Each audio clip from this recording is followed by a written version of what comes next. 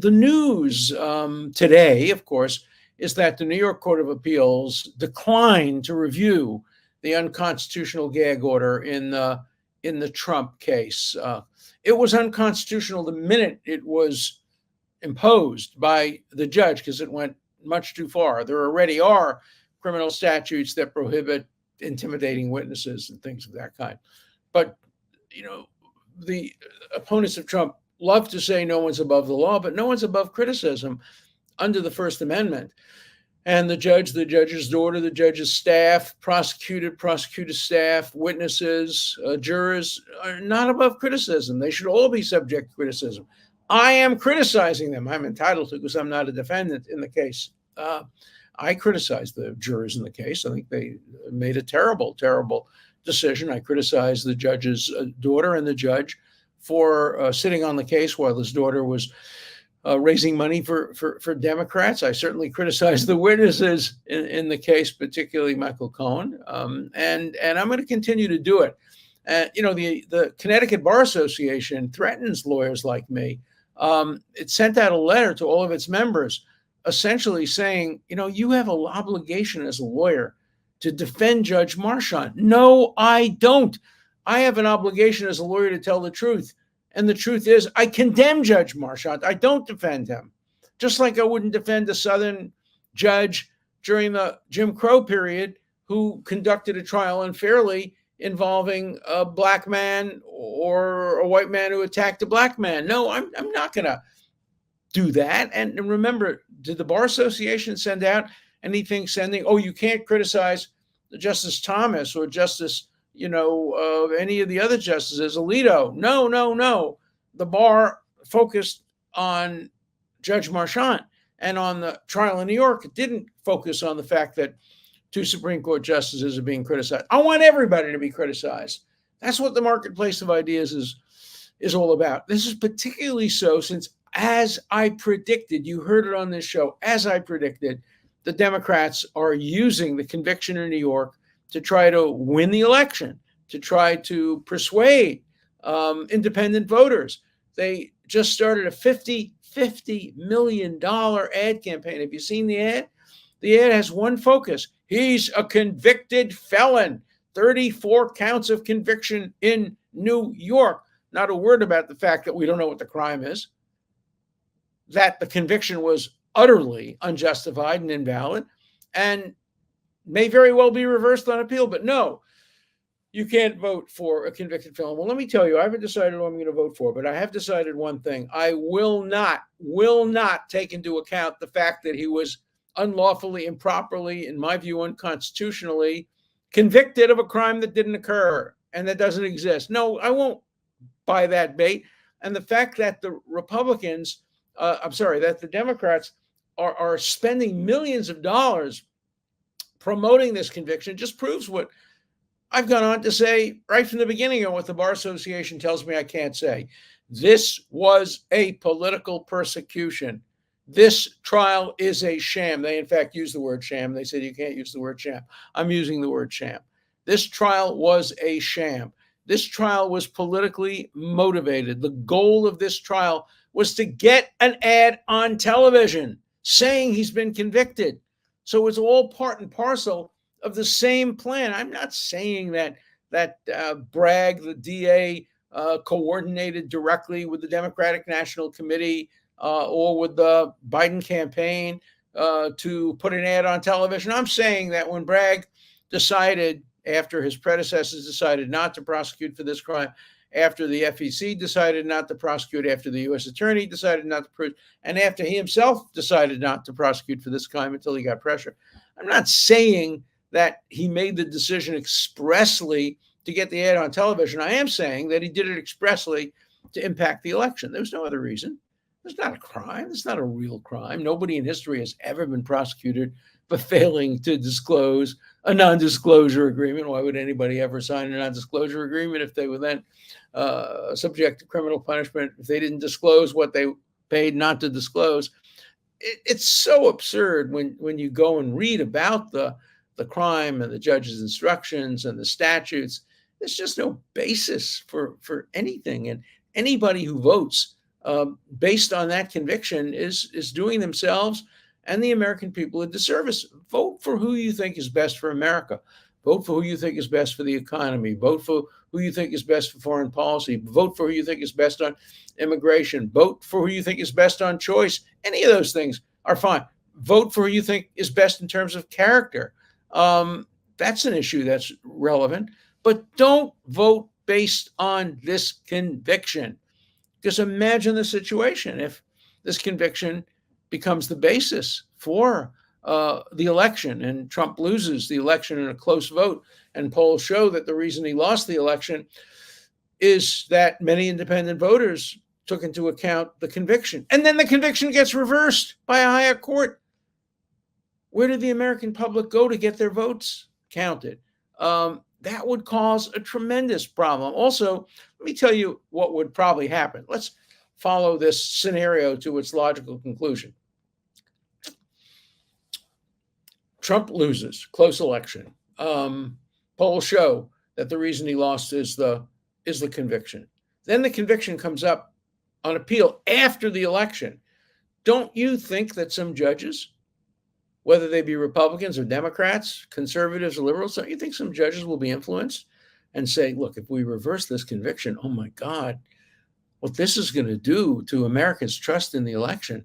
Wouldn't it be better if now, even though we don't think this conviction is valid, wouldn't it be better if we actually affirm the conviction, thereby denying Trump and his supporters the argument that the conviction was reversed and therefore the election is invalid? So I think the thumb of realpolitik, maybe the elbow, will be on the scale of justice if the conviction is up for review and Trump loses the election in a close election. So it may very well be, it will be a kind of self-fulfilling event. If Trump loses the election, he's also going to lose the appeal. If he wins the election, he may win the appeal. It's not the way American criminal justice is supposed to operate. American criminal justice is supposed to operate without regard to who the defendant is. Lo takir ponim, as the Bible says. Do not recognize faces. Wear the blindfold. Wear the blindfold. Don't peek under the blindfold to see who the defendant is. In this case, they don't have to peek. The only reason Trump is a defendant is because he's running for president. If he weren't running for president, if his name weren't Donald Trump, there isn't a chance in a million he'd be prosecuted for this. By the way, there isn't a chance in a million that Hunter Biden would be prosecuted for his misstatements on his gun application if he weren't the son of the president of the United States. You don't prosecute people for making mistakes or even deliberately making misstatements on gun applications because nobody ever knows it. Nobody goes searching through the files to see whose gun applications are valid and whose are not. The only people who are generally prosecuted for false entries on gun applications are people who then use the gun in a robbery or for some other reason. It becomes known that they have a gun improperly. But if Hunter Biden weren't the son of the president, nobody would ever know that he wrote down that he wasn't addicted to drugs when he was addicted to drugs. So the question is not, did he violate the law? He did violate the law.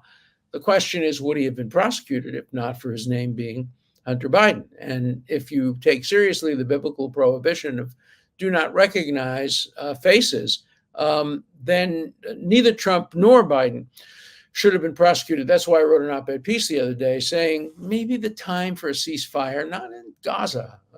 I'm talking about a ceasefire in the United States, a ceasefire between Republicans and Democrats. We now have Steve Bannon making a speech saying, take revenge, go after those guys, make them pay for it. And President Trump is sympathetic to that argument. Would he actually do it?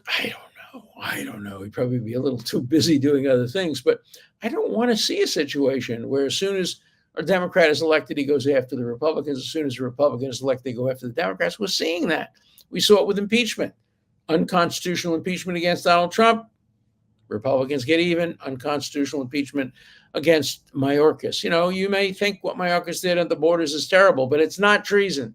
It's not bribery, and it's not other high crimes and misdemeanors. So we're seeing this kind of tit for tat. But I want to get back to freedom of speech. And I want to complain again about New York Court of Appeals. They said there was no constitutional issue. No constitutional issue when you have prior restraint against a man running for president? You know, we've been in existence almost 250 years.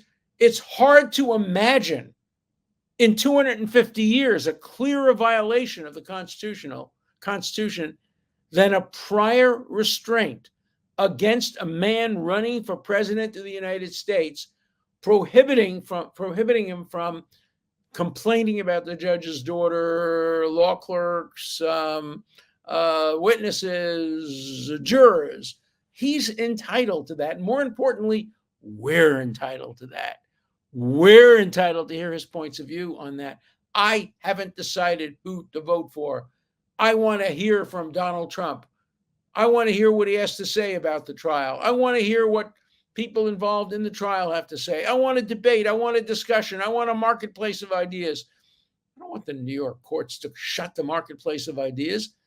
I don't want the Connecticut bar to shut the marketplace of ideas. Nothing is more important than freedom of speech, particularly during a presidential election. But we're not getting that. We're getting the District Attorney of New York using a criminal prosecution as a sword and then using a gag order as a shield against criticism. It's utterly unfair and it's utterly unconstitutional. And if the New York Court of Appeals doesn't think there's a constitutional issue involved in prior restraint against the man running for president, come to my class in constitutional criminal law. Come to my First Amendment class. Read my First Amendment writings. Listen to my podcast. Read the First Amendment. Read the First Amendment. Congress, it's now been applied to the states. The states shall make no law abridging the freedom of speech. How do you understand a gag order other than abridging the freedom of speech? A gag order says to a defendant, you can't speak about certain subjects. If they ever told a newspaper you can't publish about certain subjects, everybody would know it was the First Amendment issue. Remember, when the gag order was first imposed, it was imposed on a presumptively innocent defendant. Now it's imposed on a presumptively guilty defendant, still subject to appellate review. But that makes no difference in terms of the First Amendment. The First Amendment entitles people in prison, people on death row, to speak. And the idea that Donald Trump running for president can't go to Wisconsin, can't go to Minnesota and say this judge's daughter was raising money for Democrats at the same time that her father was making rulings against me. This guy Cohen, Michael Cohen, who testified against me. Let me tell you about him. Let me tell you about the jurors in the case. Let me tell you I'm not going to give you their names. Okay. But let me tell you where they came from. Let me tell you who they voted for, at least if you look at the demographics. He's entitled to do all of that. We're entitled to either accept what he says or reject it. And if he said all those things, I'd accept some of them and reject others. But he's had some good points that he'd make. And the New York Court of Appeals and the Connecticut bar are now saying, no. First Amendment, maybe, but there are restrictions. A dean at Harvard University just issued an op-ed saying, First Amendment? What? First Amendment? Come on. You can't shout fire in a crowded theater. Well, of course not, because shouting fire in a crowded theater is not speech. It's setting off an alarm, the way that congressman from New York, who I hope will lose election, set off a fire alarm in Congress. He should have been prosecuted. He wasn't. But, shouting fire is the same as pulling an alarm. It's not free speech. It's not intended as a message to the brain to think and debate. It's intended as a message to the legs and the adrenaline. Get the hell out of there. Don't do any thinking. Somebody just shouted fire. You got to get out of there. So the idea that the dean at Harvard College, who doesn't know anything about constitutional law, says, well, you can't do certain things at Harvard because it violates the Justice Holmes' notion that you can't shout fire in the theater. Shouting fire in the theater is one of the dumbest and most inept and inapt statements about freedom of speech. It's done more damage to freedom of speech than practically anybody or anything. And please, when you ever hear shouting fire in the theater, ignore it. It has nothing to do with free speech. Everybody knows you can't pull a fire alarm in a crowded theater falsely when there's no fire. And of course, it follows from that you can't do the same thing, which is shouting, fire, fire, when there's no fire. You can't do that. That's not speech. It's not intended to have a debate or an argument. And so these analogies that people make and these efforts to restrict speech, and it's all now coming from the left. It's all coming from the progressives, the wokes. They don't want free speech. Well, they do. They want free speech for me, but not for thee.